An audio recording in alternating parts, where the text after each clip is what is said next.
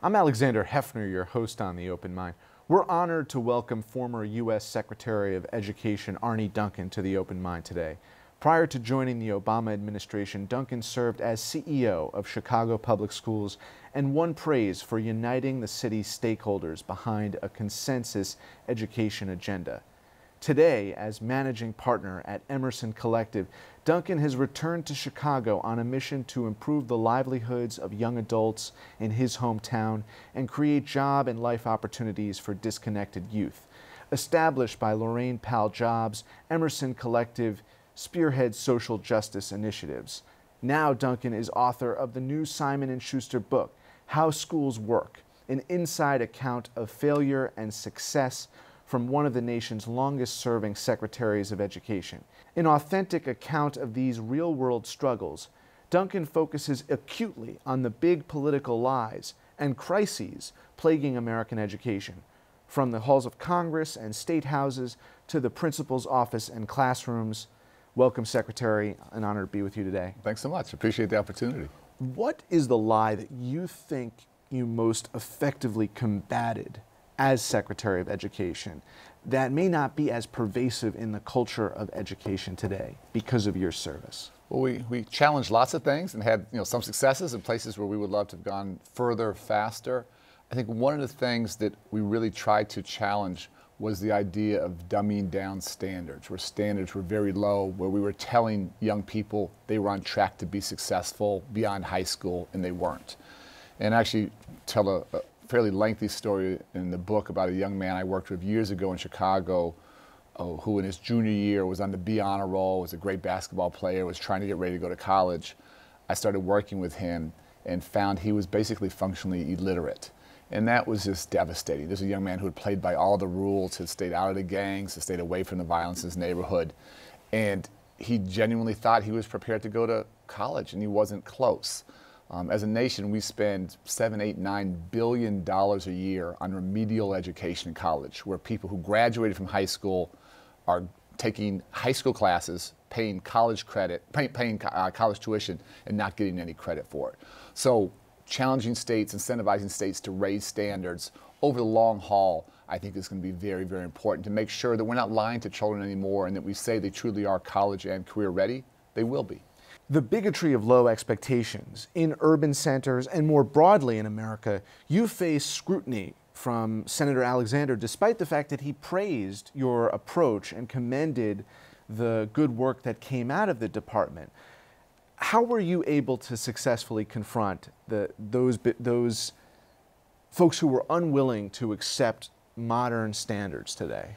It's an ongoing conversation. Again, you try and work together, but for me, this is really a triumph of common sense.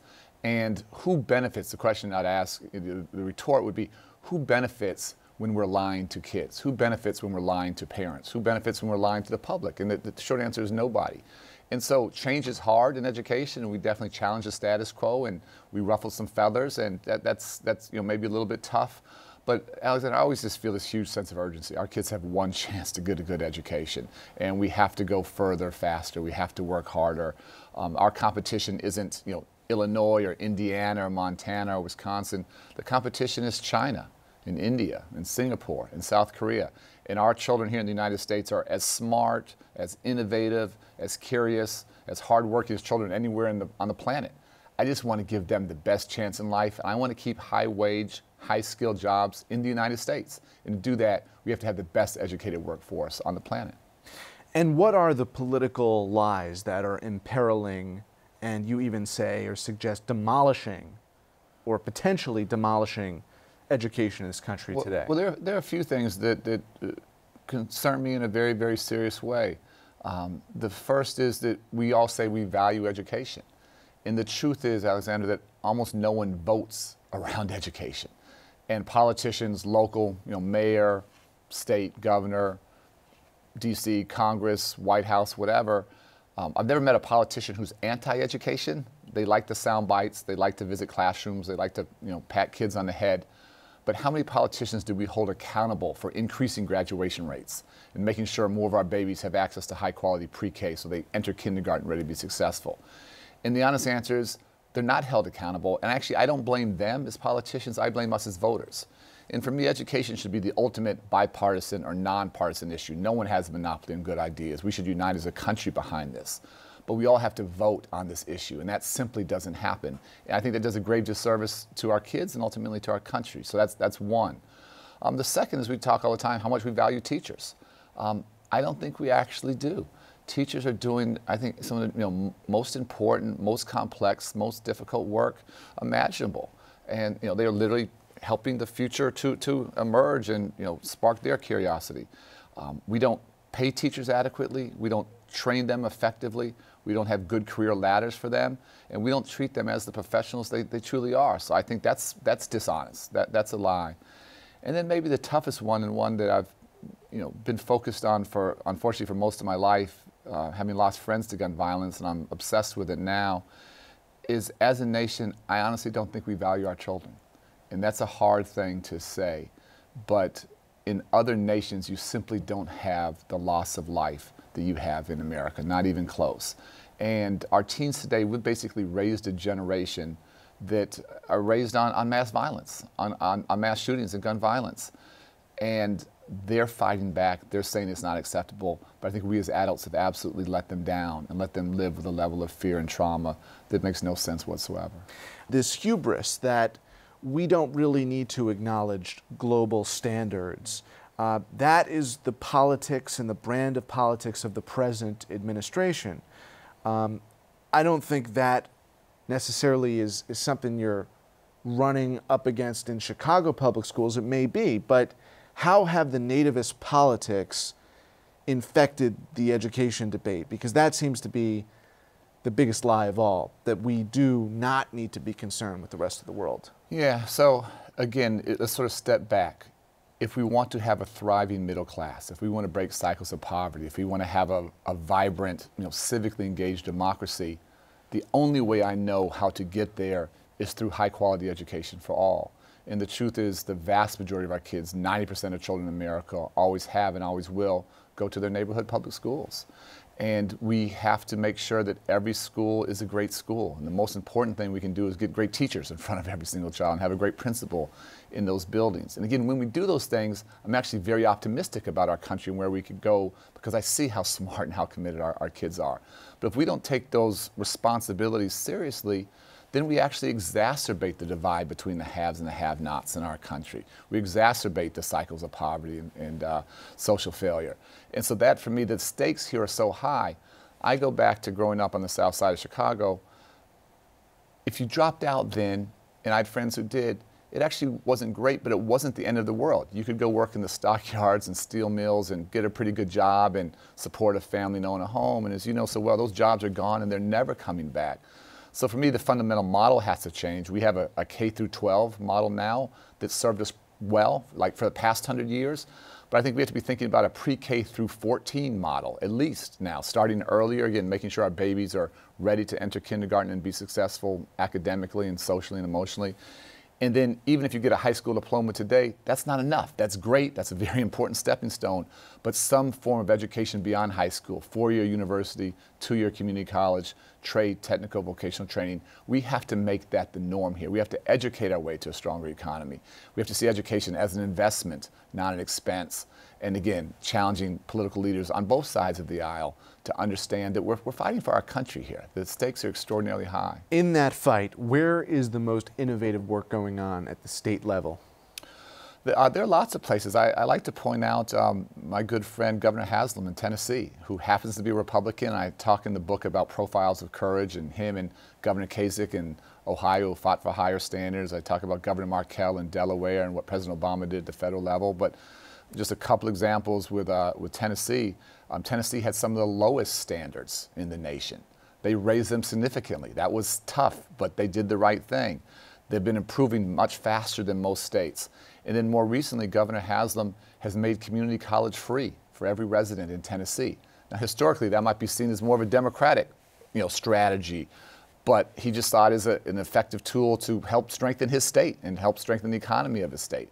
And so there are governors like that, again, Republican, Democrat, doesn't matter to me.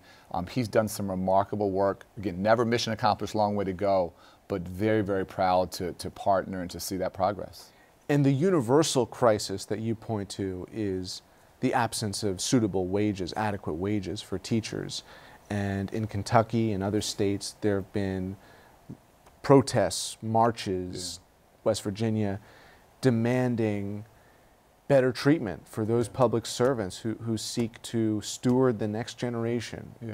Where is that lie, and where does that truth lie? Well, that goes back to, again, saying we value educators, saying we value teachers, and we don't. And I actually talk about those protests and strikes in my book, and just the fact, I don't like the politics of it, but the fact is those are all Republican-led states where governors have starved those educational systems.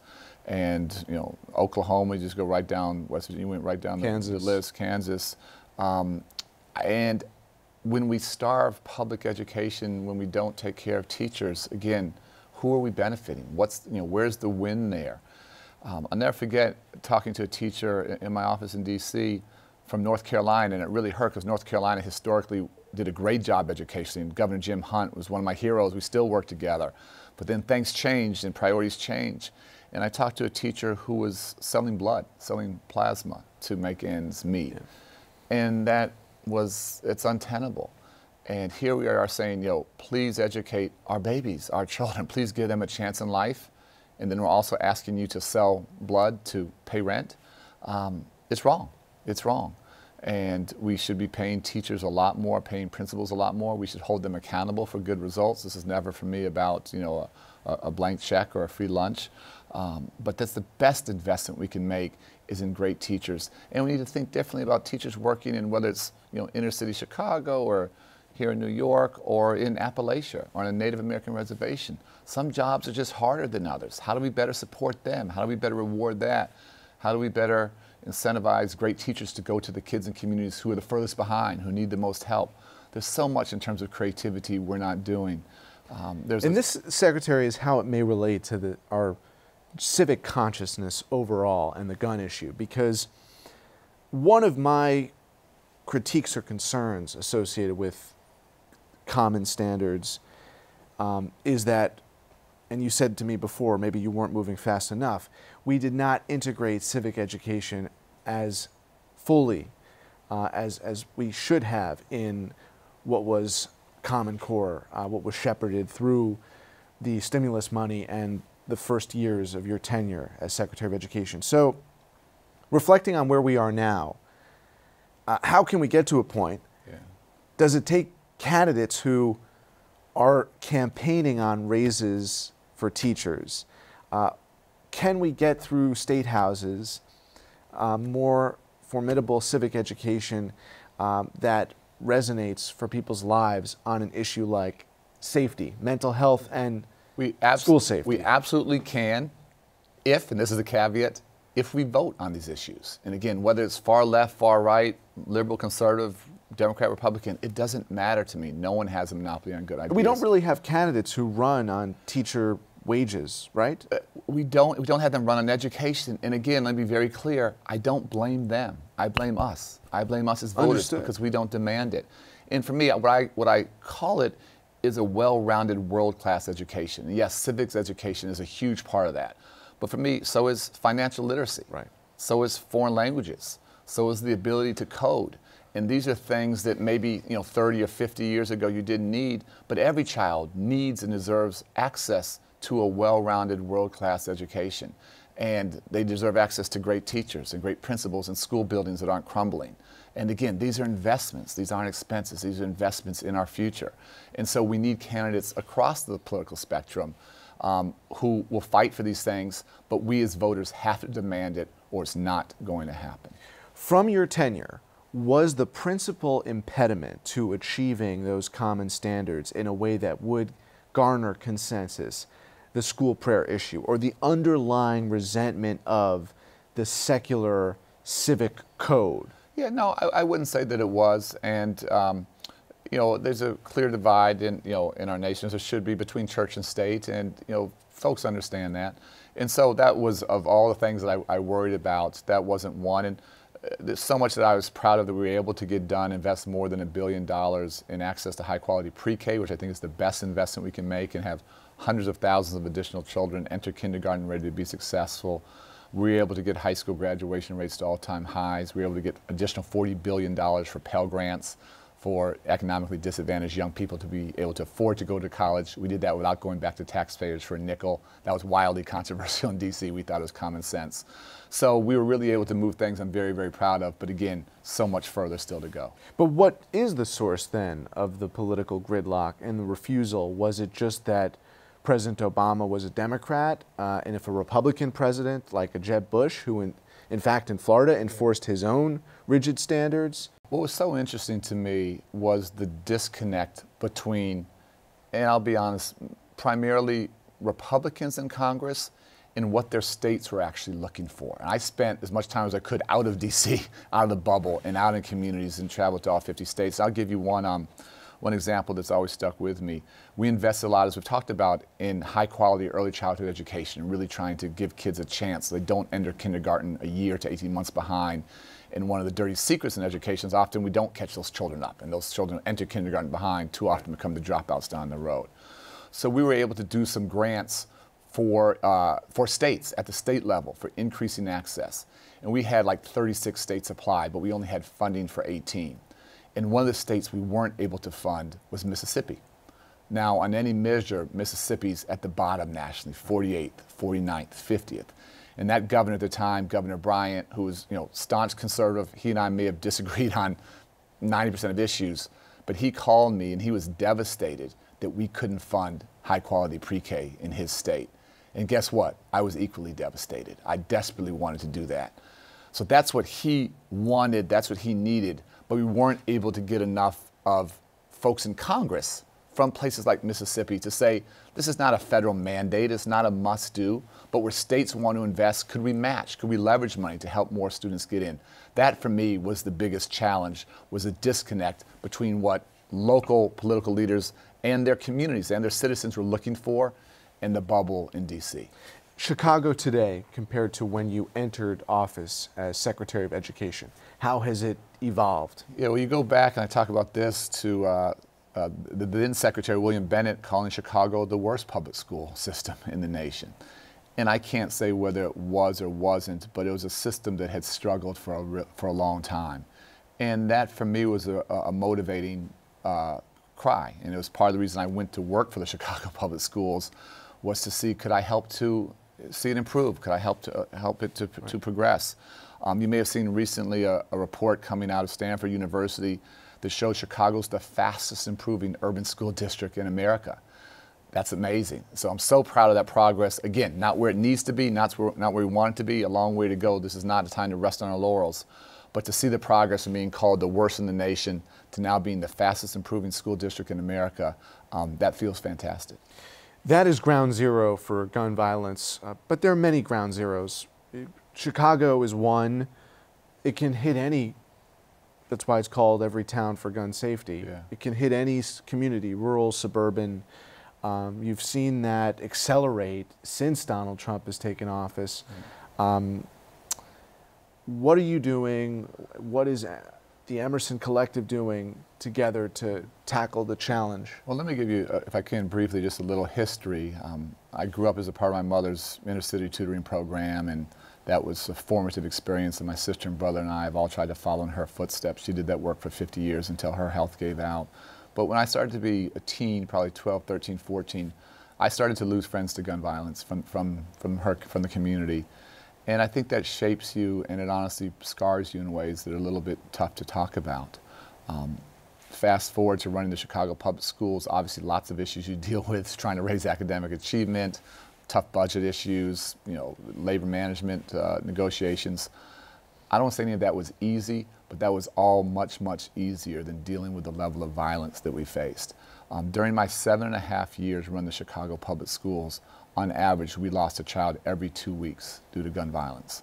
None in the schools. Schools were the safest places, but in the streets, in their homes, and going to those funerals, going to classrooms where there was an empty desk and trying to make sense of the senseless, talking to family members. That was by far the hardest thing I did. Nothing came close. And unfortunately, that violence in Chicago has, in the 7 years we're in D.C., increased. The violence across the nation has increased. And I want to be very clear, this for me is never a school issue, although schools are a small piece of it.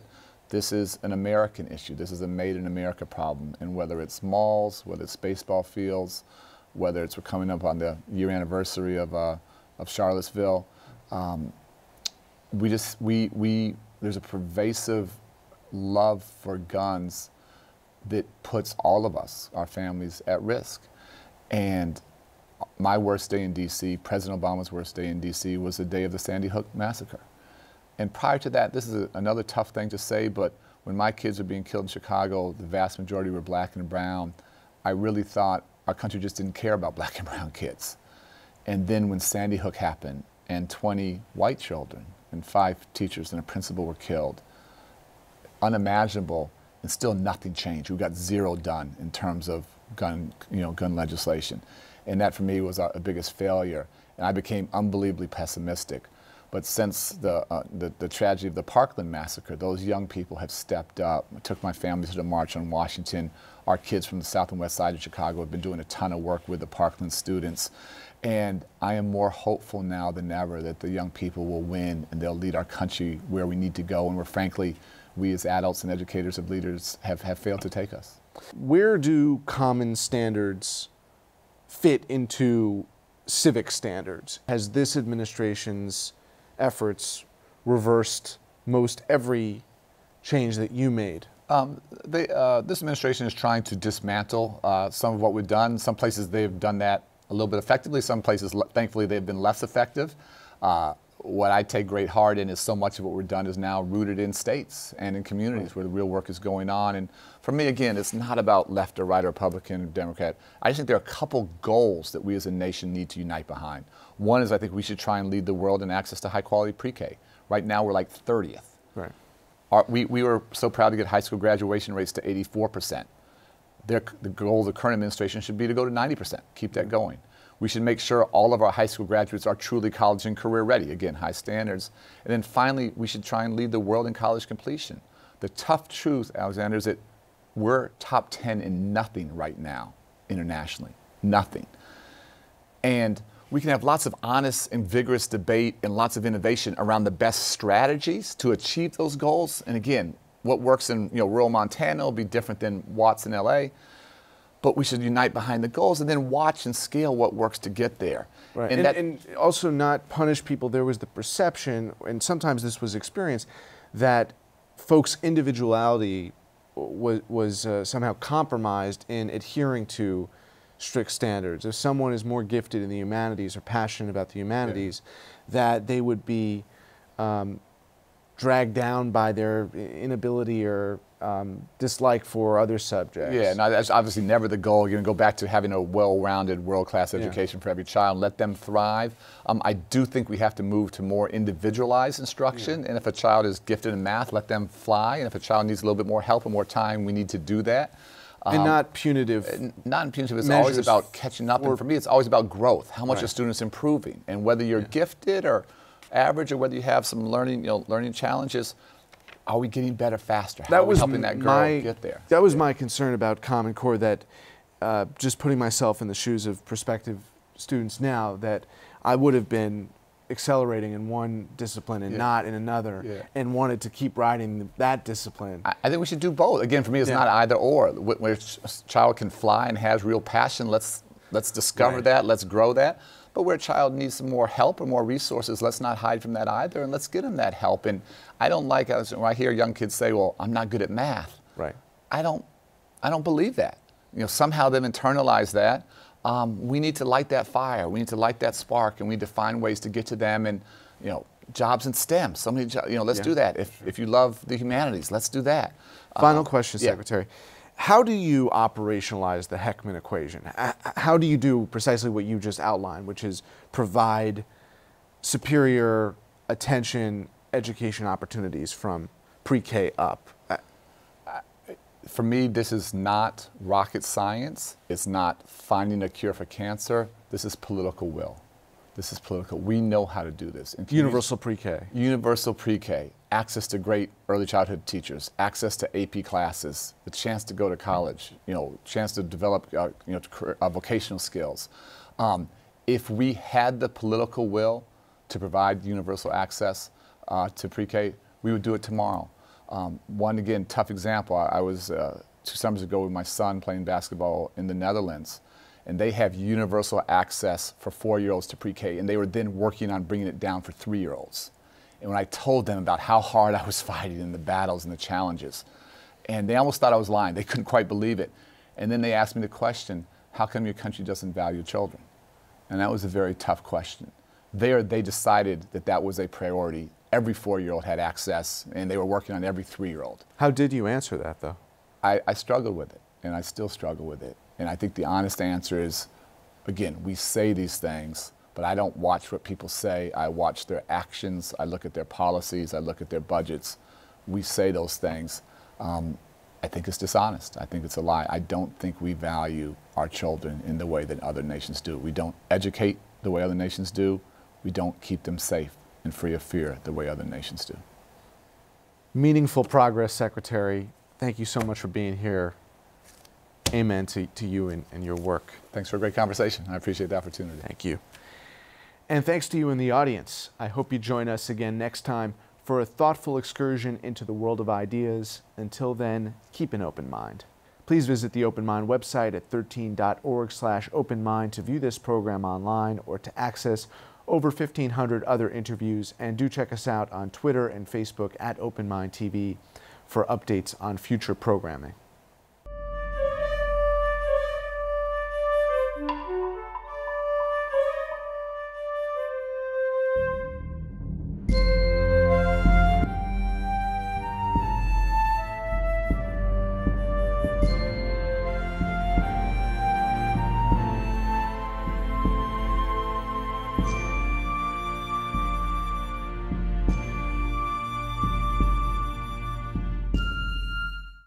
Continuing production of The Open Mind has been made possible by grants from Ann Olnick, Joan Gans Cooney, Lawrence B. Benenson, the Angelson Family Foundation, Alfred P. Sloan Foundation, the John S. and James L. Knight Foundation, William and Flora Hewlett Foundation, Joann and Kenneth Wellner Foundation, Bridge Alliance Education Fund, and from the corporate community, Mutual of America.